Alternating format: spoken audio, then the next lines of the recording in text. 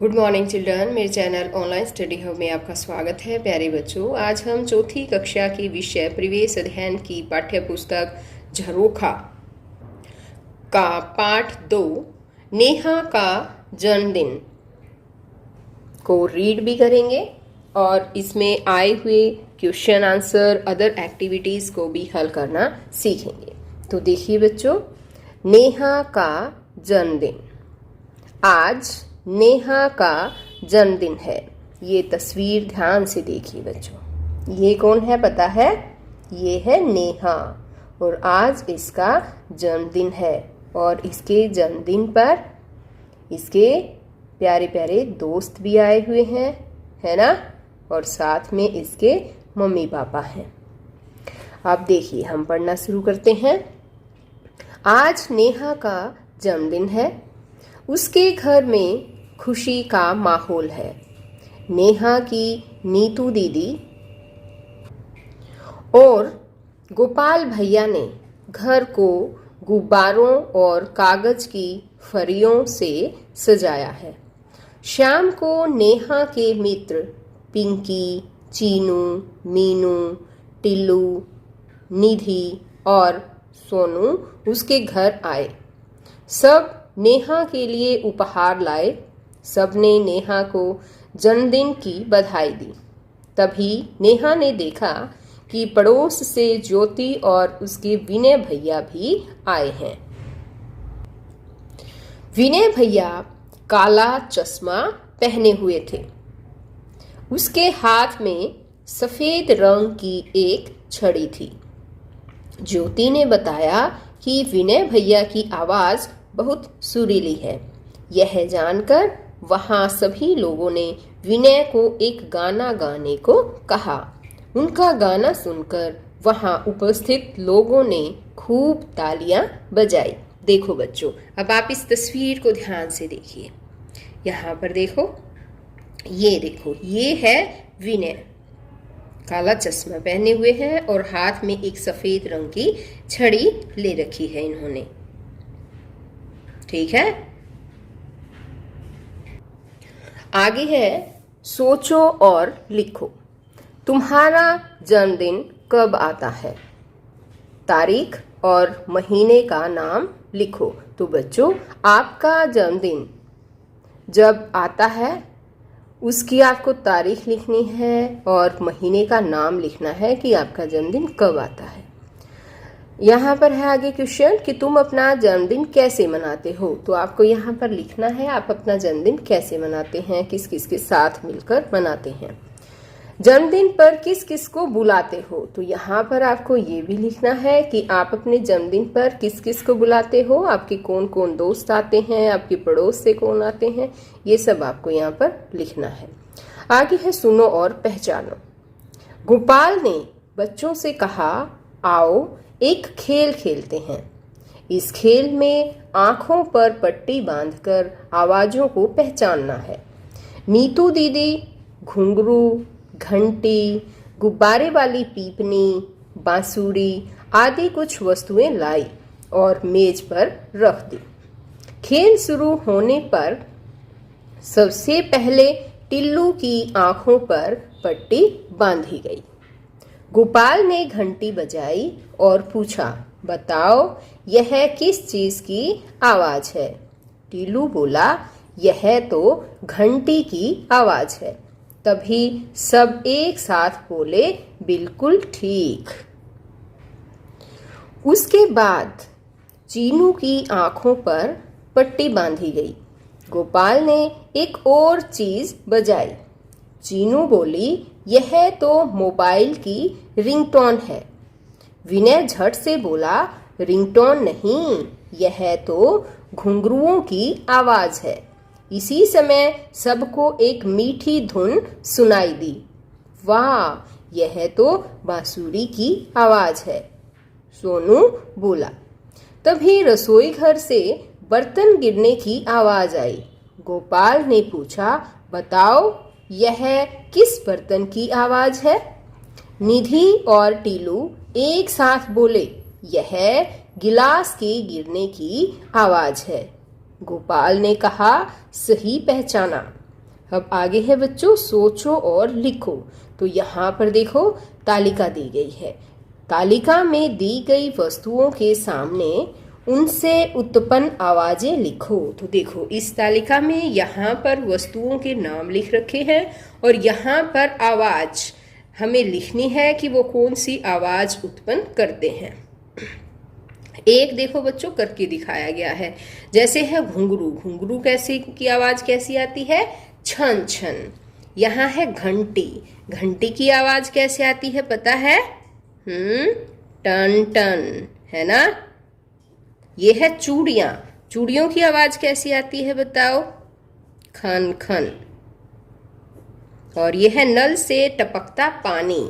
जब नल से पानी टपकता है तो इसकी आवाज कैसी होती है पता है? टप टप। अब यहाँ पर आगे देखो बच्चों, यहाँ है साइकिल की घंटी। तो बताओ साइकिल की घंटी की आवाज कैसे आती है? ट्रिन ट्रिन, है ना। कैसे बोलती है? ट्रिन ट्रिन, ये ऐसे आएगा। रेल का इंजन। रेल का इंजन कैसे बोलता है बताओ? हाँ, छुक छुक छुक छुक। ढोलक। ढोलक की आवाज क्या होती है? ढोलक बोलता है ढम ढम। और टेलीफोन की आवाज क्या होती है बताओ? ट्रू ट्रू ट्रू ट्रू, है ना। ये आवाज होती है। अब आगे है कि तुम बिना देखे किन पशु पक्षियों को उनकी आवाजों से पहचान सकते हो। बताओ बच्चों, बिना देखे और बता सकते हो क्या कि ये किस पशु की या पक्षी की आवाज है? जैसे है कुत्ता भौं भौं करता है ना, हम दूर से ही बता देते हैं बिना देखे कि ये तो कुत्ता भौंक रहा है। इसी तरह से बिल्ली की आवाज है म्याऊं म्याऊं करती है, तो हमें पता चल जाता है ना। इसी तरह से है गाय, मेंढक, कौवा, चिड़िया, कोयल, इन सब की आवाज भी हमें पता चल जाती है। और आपको जिस जिस पशु या पक्षी की आवाज के बारे में पता चले कि वो आपको पहचान है, तो आपको उनके नाम यहाँ पर लिखने हैं। आगे है खुशबू आए मन ललचाए। नीतू दीदी ने कहा कि खाना तैयार हो गया है। वह खाना मेज पर लगा रही थी। उसकी चूड़ियों की खन खन की आवाज अच्छी लग रही थी। विनय भैया बोले, वाह दीदी, यह खन खन की आवाज तो आपकी चूड़ियों से आ रही है। दीदी बोली, विनय, खूब पहचाना तुमने। खाने में बहुत सी चीजें थी, उनसे खुशबू आ रही थी। ज्योति ने कहा, दीदी आपने हलवा बनाया है ना? नेहा ने कहा, हाँ, लेकिन तुमने कैसे जाना? ज्योति बोली, हलवे की बहुत अच्छी खुशबू जो आ रही है। पिंकी ने कहा, सूंघने की बात पर याद आया कि हमारा मोगली भी सब चीजों को सूंघकर पहचान लेता है। पिंकी के प्यारे पालतू कुत्ते का नाम मोगली है। मोगली ऐसा मासूम जानवर है जो बिना बोले अपनी भावनाओं को व्यक्त करता है। अब इस तस्वीर को ध्यान से देखो बच्चों, ये देखो, ये है मोगली, ये पिंकी है।